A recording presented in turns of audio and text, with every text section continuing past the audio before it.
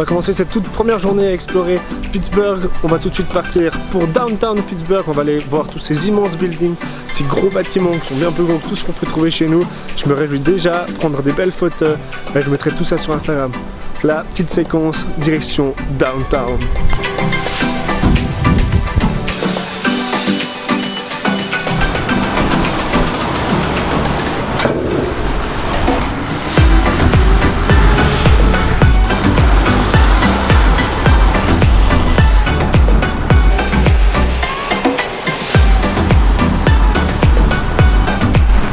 Ok, on vient d'arriver à Downtown.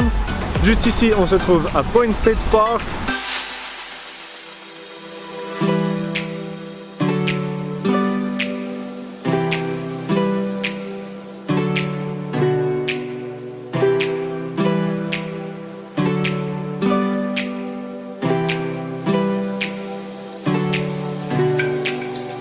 C'est le parc qui est au bout de la rivière, anciennement rivière Ohio, maintenant rivière Allegheny.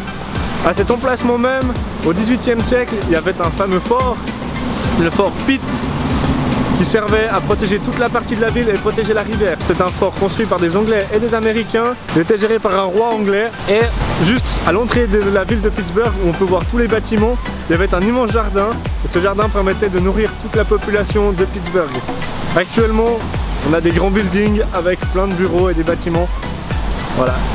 Depuis cette fameuse fontaine, on peut voir le Duquesne Incline qui se situe là-bas.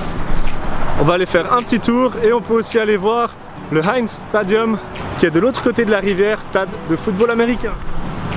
Voilà le fameux stade. Tout ça, on va aller voir, on va faire un petit tour. C'est parti! Ils sont vraiment bruyants leurs ponts, hein. On s'entend même plus réfléchir. C'est quand même n'importe quoi. Non mais à part ça, on a une jolie vue. Et il y a une belle hauteur.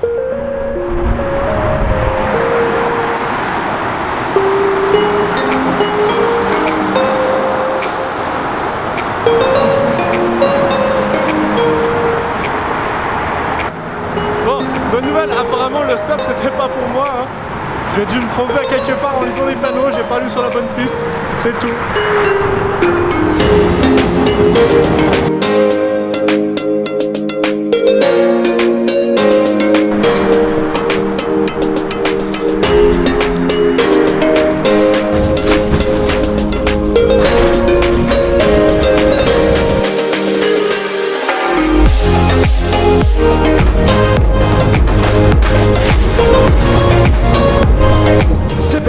On est à bord du Duquesne Incline. On est en train de monter sur les hauts de Pittsburgh, comme ça on aura une vue sur toute la cité complète, ça va être magnifique. J'espère, en tout cas malheureusement, il fait toujours un peu nuageux, toujours un petit peu de pluie dans l'air. C'est comme ça, mais on va essayer d'avoir le meilleur panorama. Et puis comme vous pouvez sûrement l'entendre, c'est un vieux funiculaire, ça craque de partout, ça bouge dans tous les sens. Mais c'est quand même incroyable que ça reste et que ça existe toujours.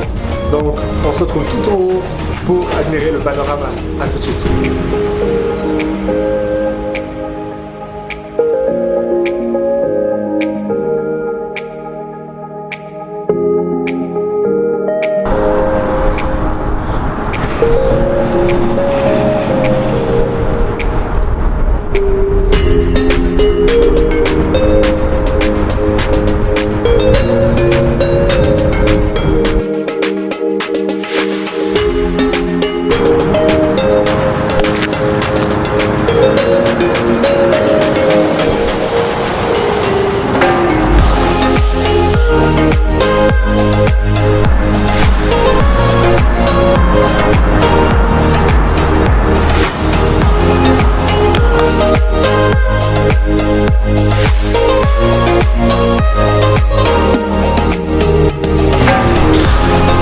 On vient d'arriver au Heinz Stadium, le Heinz Stadium juste derrière moi.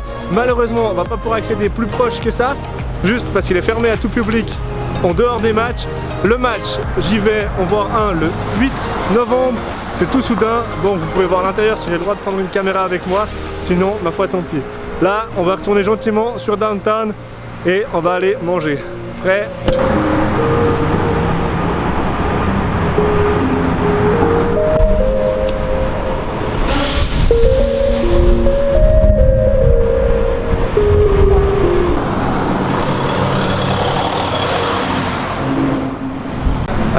vient de quitter Downtown. Maintenant, on va se diriger vers la Cathedral of Learning.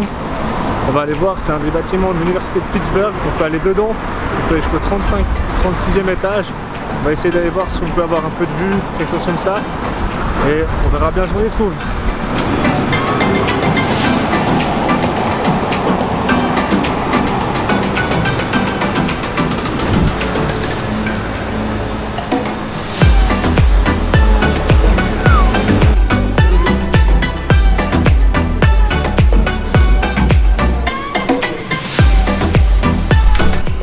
Ok, bah nous on est dans un ascenseur.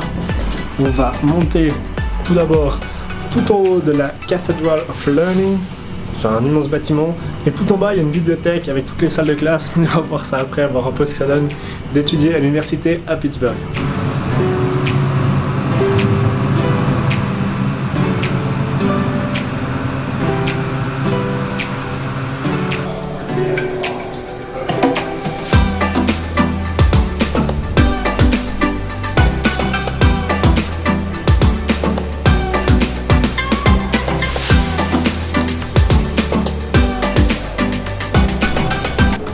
Alors on est dans l'université, ça ressemble à ça. On va entrer dans la partie où on peut étudier.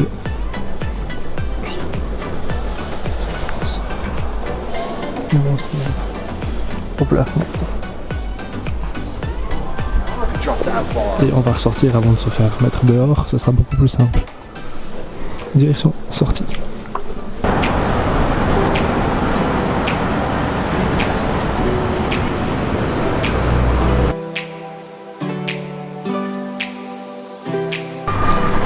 Voilà, après avoir fait une bonne journée bien remplie, plein d'activités, on va retourner à l'appart à mon frère pour mettre tout ça en vidéo, faire un joli montage, aussi éditer les photos, les mettre sur Instagram, et comme ça vous aurez tout vu. Donc on se retrouve près de l'appart pour la fin.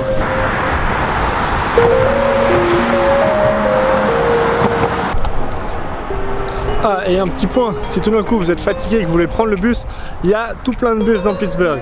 Il y a une application qui s'appelle PadTrack, vous pouvez la télécharger sur les Natel pour autant que vous soyez aux États-Unis déjà. Et une fois que vous l'avez téléchargé l'application, vous suffit de rentrer le numéro du bus que vous voulez, ça vous indique le parcours et où il se situe actuellement, puis il y en a plusieurs, il au pluriel évidemment, se situe, et comme ça vous pouvez prendre votre bus. Par contre, chaque bus coûte 2,75 $, et les machines ne rendent pas d'argent. Ce qui fait que vous êtes obligé de soit mettre 3 $, soit mettre 2 $ après avoir des pièces de 25 cents. À vous de voir. Au moins vous savez qu'il y a des bus, c'est franchement plutôt pratique.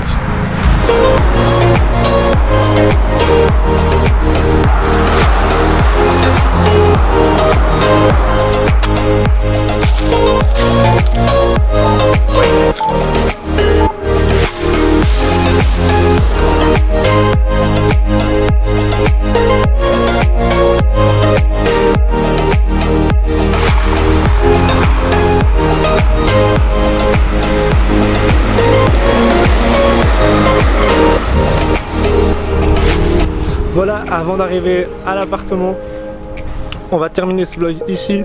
Si vous avez apprécié, dites-le dans les commentaires. Autrement, vous pouvez aussi vous abonner en explosant le bouton écrit s'abonner. N'hésitez pas, hein, surtout. Et oui, on se voit dans le tout prochain vlog. Allez, ciao!